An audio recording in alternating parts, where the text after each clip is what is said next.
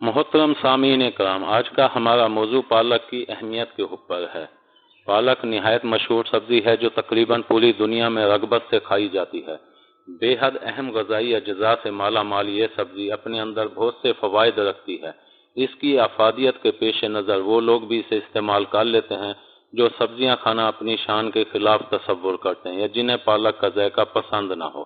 آگے بڑھنے سے پہلے آپ ہمارے اس چینل کو سبسکرائب کر دیں اور ساتھ میں بیل آئیکن کو پریس کر دیں تاکہ ہماری ہر نئی ویڈیو کا نوٹیفیکیشن آپ کو ملتا رہے۔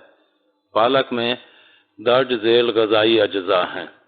100 گرام پالک کے اندر پروٹین 1.9%، چکنائی 0.9%، فولاد 5%، پانی 91.7%، thiamine 0.11 IU، niacin 0.60 IU، carbohydrate 4%، calcium 0.06%، phosphorus 0.19%، vitamin A 9.42 IU، riboflavin 0.20 IU، vitamin C 59 IU۔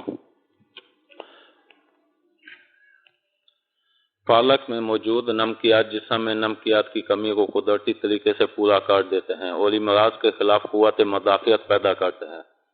پالک غذا کو ہضم کرنے میں مددگار ثابت ہوتا ہے۔ اس کے استعمال سے بھوک لگتی ہے اور جگر کی قوت برقرار رہتی ہے۔